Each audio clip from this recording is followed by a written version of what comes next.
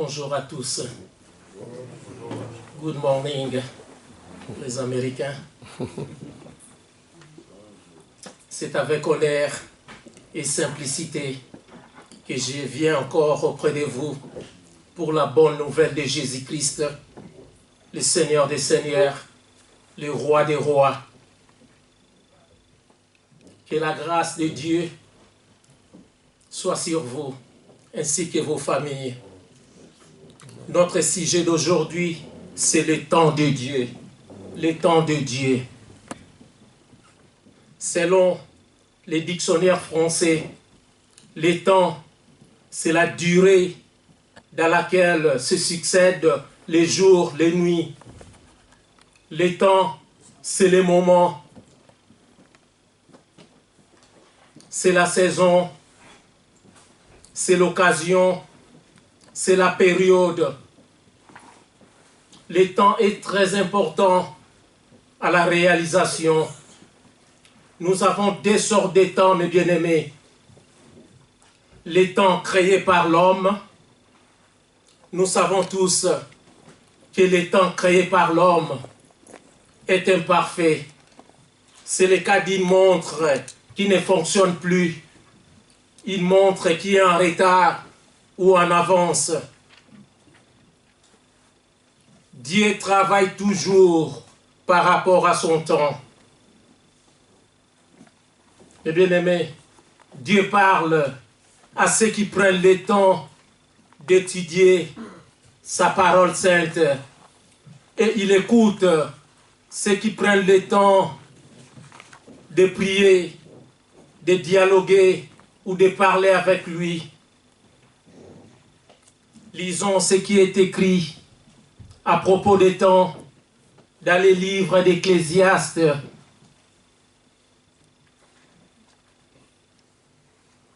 Ecclésiaste chapitre 3, les versets 1 à 11. Ecclésiaste chapitre 3, les versets 1 à 11. Je lis au nom de Jésus-Christ. Il y a un temps pour tout, un temps pour toutes choses sous le ciel, un temps pour naître et un temps pour mourir, un temps pour planter et un temps pour arracher ce qui a été planté, un temps pour tuer et un temps pour guérir, un temps pour abattre et un temps pour bâtir, un temps pour pleurer et un temps pour rire, un temps pour se lamenter et un temps pour danser, un temps pour lancer des pierres et un temps pour ramasser des pierres, un temps pour embrasser et un temps pour s'éloigner des embrassements, un temps pour chercher et un temps pour perdre, un temps pour garder et un temps pour jeter, un temps pour déchirer et un temps pour coudre, un temps pour se taire et un temps pour parler, un temps pour aimer et un temps pour haïr, un temps pour la guerre et un temps pour la paix. Quel avantage celui qui travaille retire-t-il de sa peine? Je vis à quelle occupation Dieu soumet les fils de l'homme. Il fait toutes choses bonnes en son temps. Même, il a mis dans leur cœur la pensée de l'éternité, bien que l'homme ne puisse pas saisir l'œuvre que Dieu fait, du commencement jusqu'à la fin. Mes bien-aimés, Dieu fait toutes choses bonnes en son temps. Ne doutons pas et ne décourageons pas. Nos vies, nos difficultés, nos souffrances, nos douleurs, nos richesses sur la terre ne resteront pas éternelles. Nous devons attendre le temps de Dieu. Le temps de Dieu est si précieux pour nous et parfait. Nous devons attendre ses promesses, ses bénédictions. Il ne traîne pas. Parce que Dieu fait toutes choses bonnes à son temps. Si nous avons passé notre temps pour s'aimer, il y aura un temps pour récolter. S'aimons l'amour et non la haine. S'aimons la justice et non l'injustice. Mes frères et sœurs, de l'enfance à la vieillesse, les temps de la vie se succèdent. Nous avons des périodes heureuses et difficiles, des périodes de joie et épreuves. Nous avons des temps de la solitude ou vie de famille. Les temps passent vite, les choses changent, les gens changent, le monde tourne et rend beaucoup de gens fous.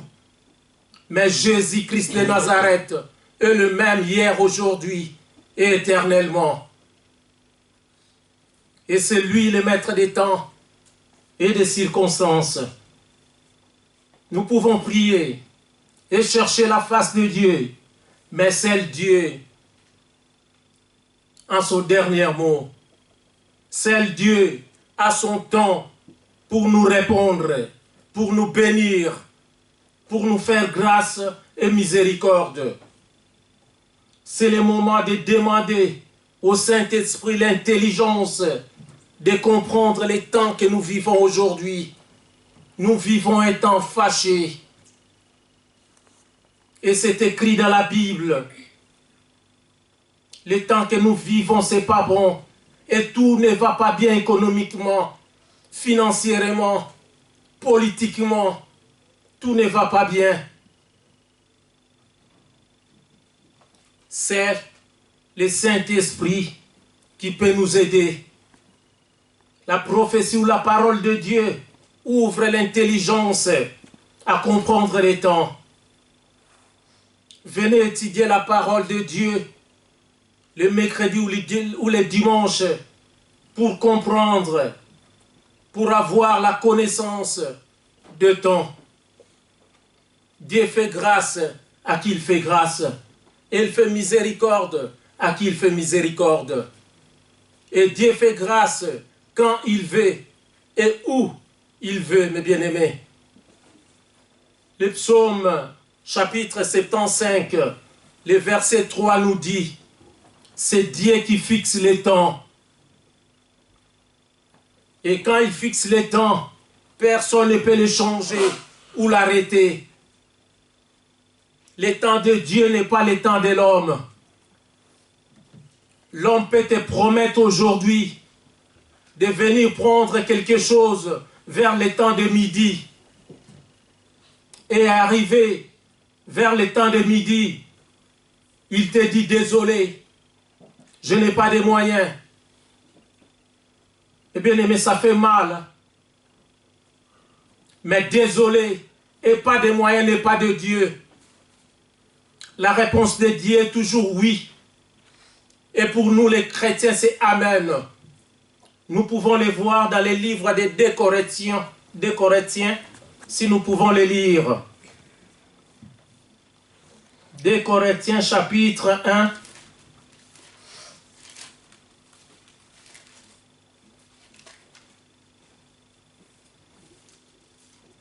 Deux Corinthiens chapitre 1, les versets 20 à 21.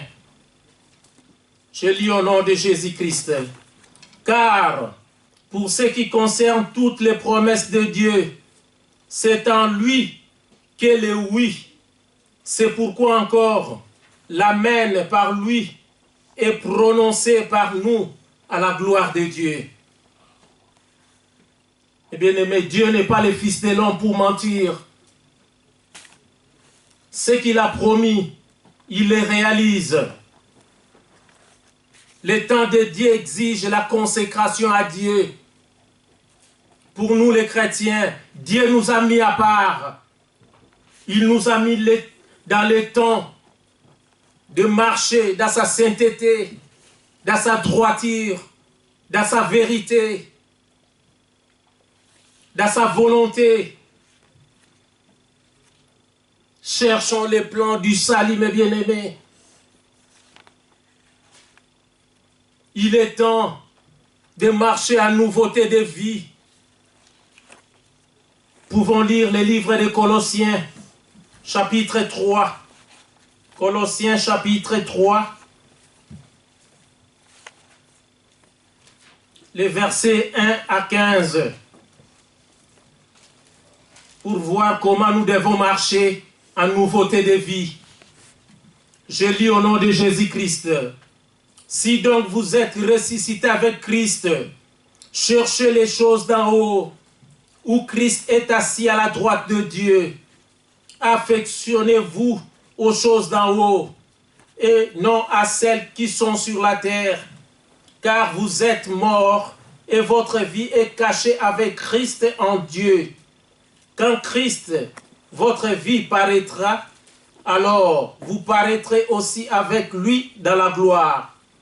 Faites donc mourir les membres qui sont sur la terre, l'impudicité, l'impureté, les passions, les mauvais désirs et la cupidité qui est une idolâtrie.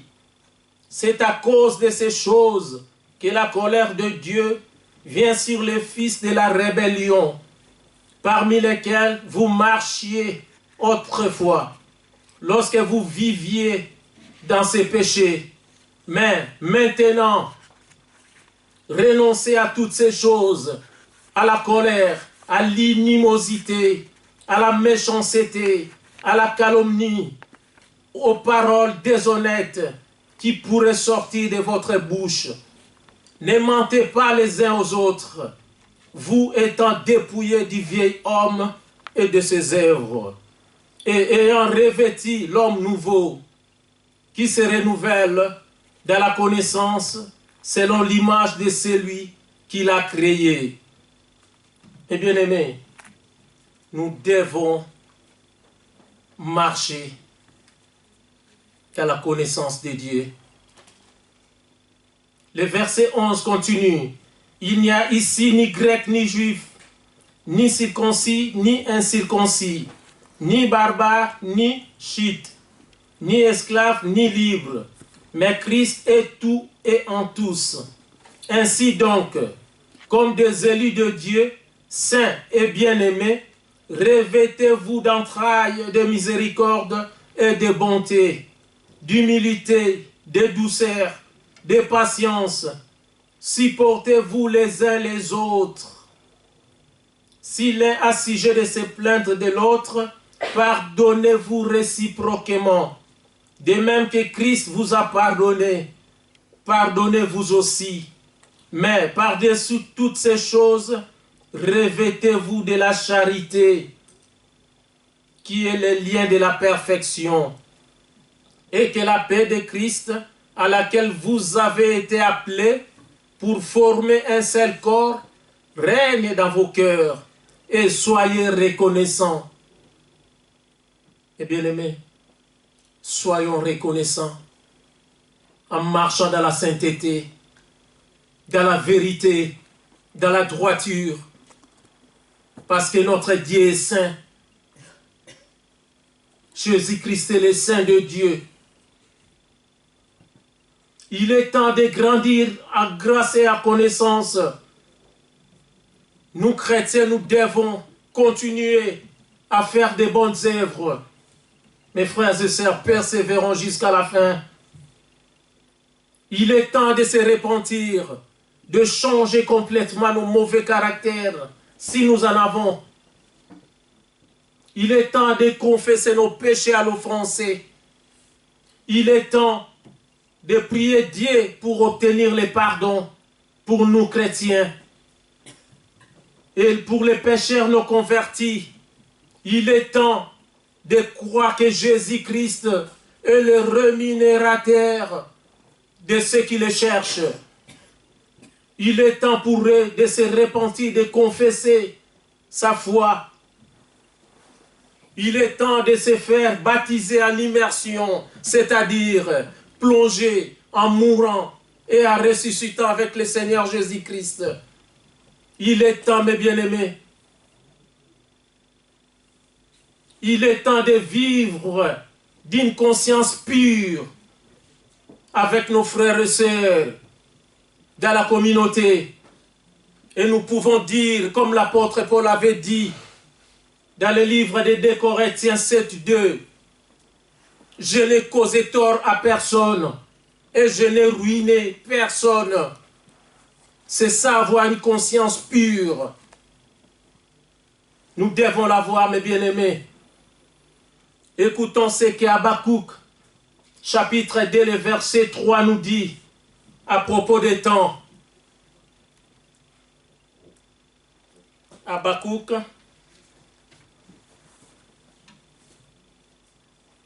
chapitre 2, le verset 3 nous dit, je lis au nom de Jésus-Christ, « Car c'est une prophétie dont le temps est déjà fixé. Elle marche vers son terme et elle ne mentira pas. Si elle tarde, attends-la, car elle s'accomplira. Elle s'accomplira certainement, mes bien-aimés. Puisque le moment choisi par Dieu est parfait, nous pouvons lui faire confiance dans le processus d'attente. Soyons patients, mes bien-aimés. Notre Dieu veille toujours sur sa parole ou sa prophétie. Dieu accompagne toujours sa parole avec les temps. Avant que les temps de la prophétie ou la promesse de Dieu arrive, il faut faire preuve du courage pour notre énergie de servir Dieu. Il faut faire preuve de notre foi. Nous devons croire qu'en Jésus-Christ, tout est grâce. Nous devons faire preuve de persévérance. Nous devons attendre. Même si la durée d'attente est longue, nous devons attendre, mes bien-aimés. Ne soyons pas découragés. Si Dieu est avec nous, qui sera contre nous? Vous connaissez tous l'histoire de cet homme malade dans le livre de Jean, chapitre 5, les versets 1 à 8. Cet homme malade, il était paralytique. Il ne savait pas plonger dans l'eau. Il n'y avait personne pour le jeter ou le plonger dans l'eau. Cet homme a attendu, il a attendu. Il était dans le temps de Dieu. Les autres malades plongeaient dans l'eau. Et ils étaient guéris. Mais lui, il n'avait personne, mes bien-aimés. Jusqu'à ce que Dieu, Jésus-Christ de Nazareth, le vrai Dieu, le véritable, les guérit au nom de Jésus-Christ. Soyons patients, mes bien-aimés. Cet homme était malade pendant 38 ans. 38 ans, mes bien-aimés. Il a attendu. Et nous, est-ce que nous attendons? Si nous sommes malades pendant 2 semaines, pendant 1 mois, là nous commençons à murmurer. Où est Dieu? Qu'est-ce qu'il fait?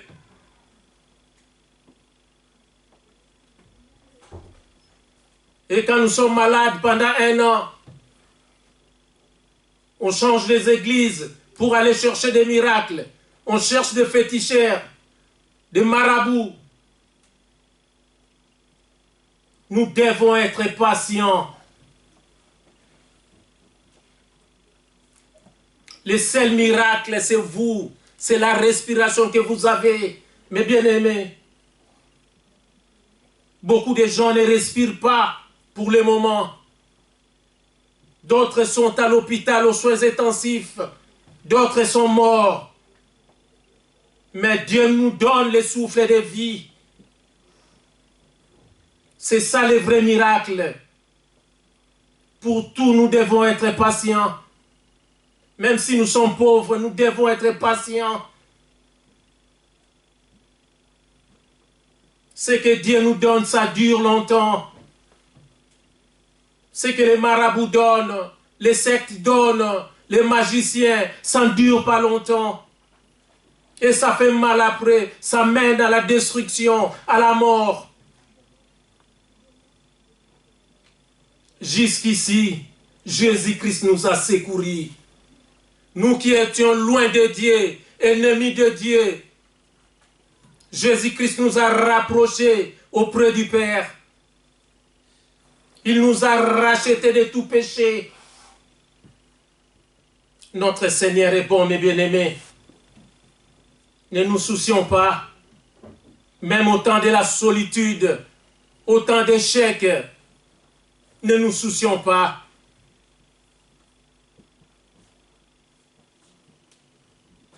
Mes bien-aimés, quand le temps de Dieu arrive, rien n'est automatique. Pour que tout se manifeste,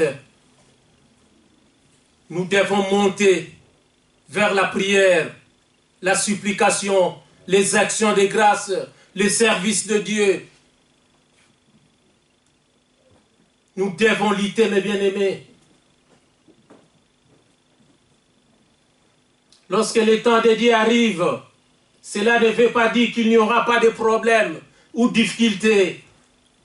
Non, mes frères et sœurs, les difficultés aussi sont pour nous, les problèmes sont pour nous. Mais Jésus-Christ a dit, dans le livre des psaumes 34-20, le malheur atteint souvent le juste, mais l'Éternel la délivre toujours. Alléluia. N'ayons pas peur.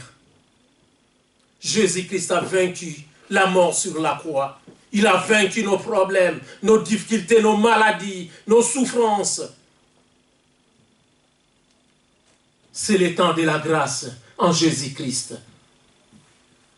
Nous aurons des combats, même nous ne serons pas vaincus. Abraham, Moïse, Jésus le Fils de Dieu et autres ont rencontré des problèmes, des difficultés, des combats, mais ils étaient dans le temps de Dieu et ils ont vaincu. Restons dans le temps de Dieu, mes bien-aimés, en adorant en esprit et en vérité. Là, nous verrons que la main de Dieu n'est pas trop courte pour sauver. La main de Dieu n'est pas trop courte pour guérir. La main de Dieu n'est pas trop courte pour délivrer, pour libérer, mes bien-aimés. Restons dans les temps de Dieu.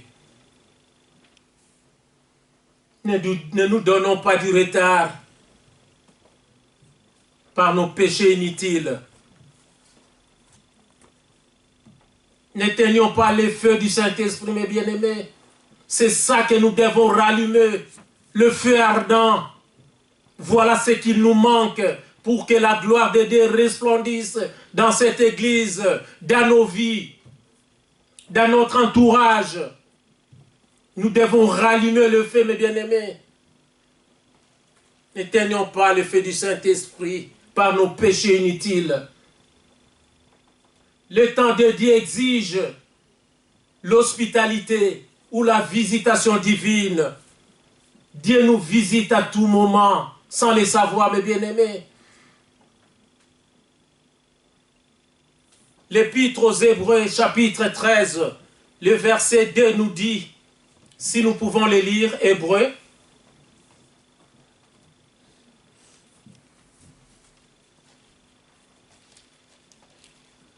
Épître aux Hébreux, chapitre 13, le verset 2.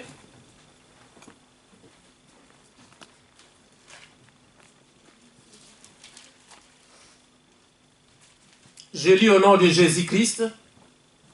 N'oubliez pas l'hospitalité, car en l'exerçant, quelques-uns ont logé des anges sans le savoir. Nous devons accueillir avec amour, mes bien-aimés. Ne méprisons pas. Soyons accueillants plutôt. C'est la clé pour recevoir la visitation de Dieu. Accueillons bien les gens chez nous, à l'église. Au travail, accueillons bien les gens. Ne jugeons pas les gens en fonction de leur apparence. Ça pourrait être des anges ou des envoyés de Dieu. Mais bien aimé, Rahab, la prostituée, a bien accueilli les deux espions que Josué avait envoyés. Et Rahab a été bénie. Il y a beaucoup de gens qui ont bien accueilli les hommes de Dieu. Ils ont été bénis. Israël, des Juifs, ils ont rejeté Jésus-Christ. Mais nous, Israël en esprit, nous avons bien accueilli Jésus-Christ de Nazareth comme Seigneur et Sauveur de l'humanité. Le temps de Dieu exige que nous marchons dans l'amour. Jésus-Christ a fait tout sur la croix par amour, mes bien-aimés.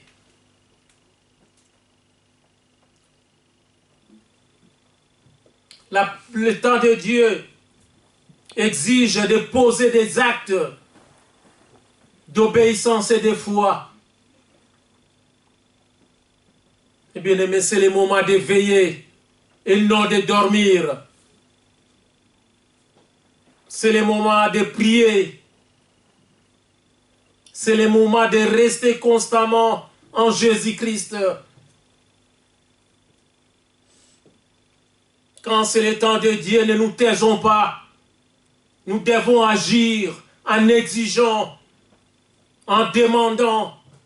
Matthieu 7, 7 nous dit, demandez, l'on vous donnera. Cherchez, vous trouverez. Toquez, et l'on vous ouvrira.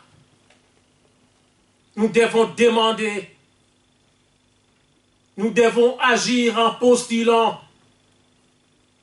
pour travailler. Nous devons insister jusqu'à ce que Dieu nous trouve du travail. La promesse de Dieu, c'est toujours oui. Et pour nous, c'est Amen. La promesse est un non. Et l'accomplissement, c'est le temps. Soyons patients, mes bien-aimés. Néhémie, nous connaissons tous Néhémie. Il a prié son Dieu. Et après avoir prié, il a eu le courage d'aller trouver les rois pour rebâtir les murailles de Jérusalem. Il a fait un acte de foi. Il a osé, Néhémie. Après la prière, il y a l'action. Mes bien-aimés, Moïse, Jérémie, Joseph, Esther, Ruth étaient des hommes et des femmes de prière et d'action. Suivons leur exemple, mes bien-aimés. Noé a posé un acte de foi en construisant l'arche. Et il n'a pas construit l'arche dans l'eau, ou dans l'océan, ou dans la mer. Mais là où il avait construit, il n'y avait pas de l'eau. Parce que Dieu avait tout positionné. Dieu a un plan merveilleux pour nous, mes bien-aimés.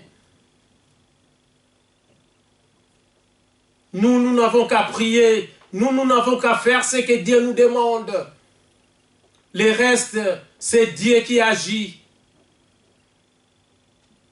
C'est le temps, c'est la saison, c'est la période d'agir, d'oser, de positionner, en utilisant nos capacités, mes bien-aimés. Nous, qui étudions la parole de Dieu, qui écoutons la parole de Dieu, nous sommes très intelligents, mes bien-aimés. Et nous devons montrer notre intelligence partout où nous sommes. C'est le temps de faire de vœux à notre Dieu en disant par exemple, Seigneur Jésus-Christ, je m'engage à ton service en adorant, en esprit et en vérité, pour que je puisse avoir la paix dans tout ce que je fais, dans tout ce que je ferai et dans tout ce qui m'arrivera. Mes bien-aimés, nous devons faire de vœux. Ce n'est pas pour rien, nous servons notre Seigneur et Sauveur Jésus-Christ. Les bénédictions sont à nous. Les promesses sont à nous, mes bien-aimés. Ça, il ne faut pas oublier. La vie éternelle est pour nous. Nous devons être très intelligents et connaître les promesses de Dieu.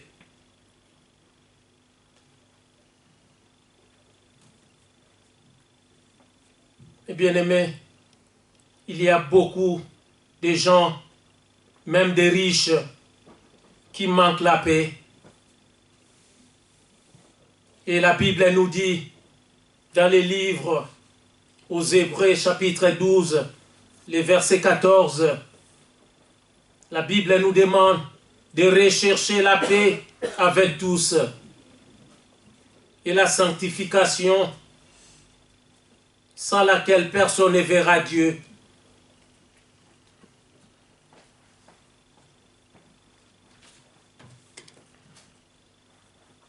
Il est temps de marcher dans la lumière qui est Jésus-Christ. Si nous marchons dans la lumière, mes frères et sœurs, les ténèbres ne régneront pas toujours dans notre vie. Quel temps sommes-nous? Nous pouvons lire les livres des Romains. Romains chapitre 13.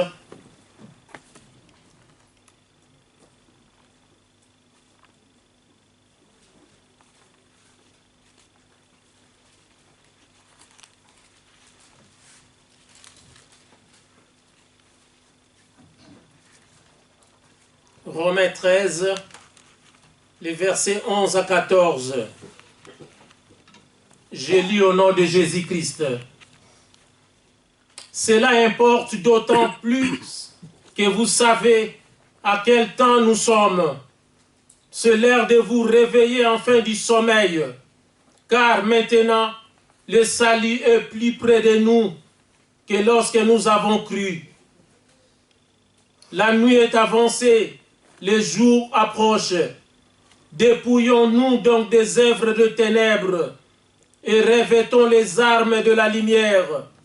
Marchons honnêtement, comme en plein jour, loin des excès et des livrogneries, de la luxure et de l'impudicité, des querelles et des jalousies. Mais revêtez-vous du Seigneur Jésus-Christ et n'ayez pas soin de la chair pour en satisfaire les convoitises. Faites accueil. Là, c'est le verset 14, le chapitre 14, le verset 1. Faites accueil à celui qui est faible dans la foi et ne discutez pas sur les opinions. Mes bien-aimés, c'est l'heure de nous réveiller. Il est temps.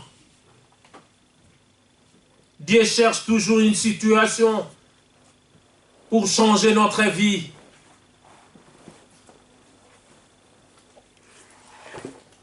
Nous connaissons tous l'histoire de Daniel. Il n'y avait personne pour expliquer au roi les songes. Mais Daniel qui était en prison, Dieu a donné l'intelligence, la sagesse d'expliquer au roi les songes. Mes bien-aimés, Dieu a changé la vie de Daniel. C'est Dieu qui change nos situations. C'est Dieu qui change les temps. Les temps d'hiver, d'automne, de printemps, d'été. C'est Dieu qui change tout. C'est lui qui dirige tout, mes bien-aimés. C'est ça les temps de Dieu, mes bien-aimés. Ayons confiance à ces dieux. C'est le temps de s'abaisser et que Dieu nous élève. Dieu fait toutes choses bonnes à son temps. C'est le même Jésus-Christ qui a été maudit pour que nous soyons bénis.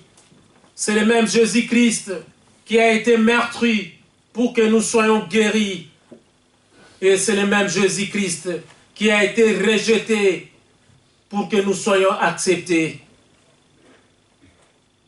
C'est Jésus-Christ qui a été condamné pour que nous soyons justifiés. C'est ça la doctrine de Dieu. C'est le temps de Dieu que nous devons parler ou prophétiser sur nous-mêmes, sur notre vie, sur nos enfants, sur nos proches, mes bien-aimés. Nous devons prophétiser. Nous devons bénir, mes bien-aimés. En bénissant, Dieu aussi nous bénira au nom de Jésus-Christ. Pour terminer, mes frères et sœurs, la Bible nous demande dans Éphésiens, chapitre 5, le verset 16. Éphésiens,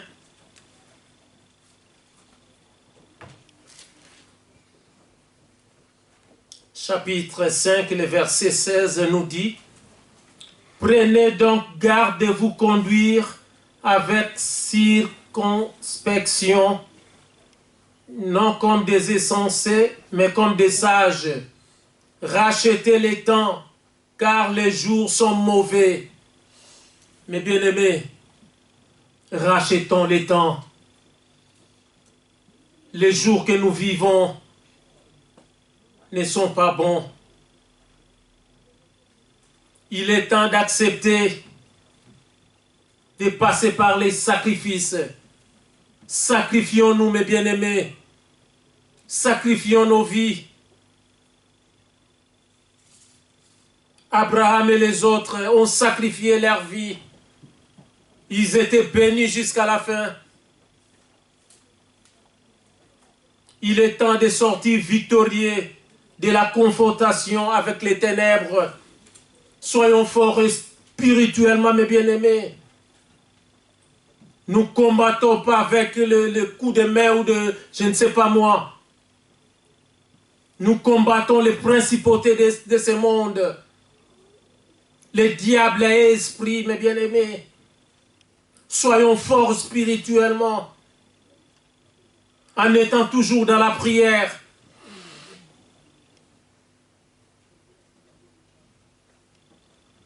C'est le moment de vivre la bénédiction de Dieu. La bénédiction qui enrichit et ne la fait suivre d'aucun chagrin. Il est temps d'attendre les promesses de Dieu qui tient toujours. Et bien aimé, notre dernière promesse, la dernière promesse qui nous reste, c'est Jésus-Christ revient bientôt. Il est temps de nous préparer à sa rencontre. Que Dieu bénisse sa parole. Amen. Prions.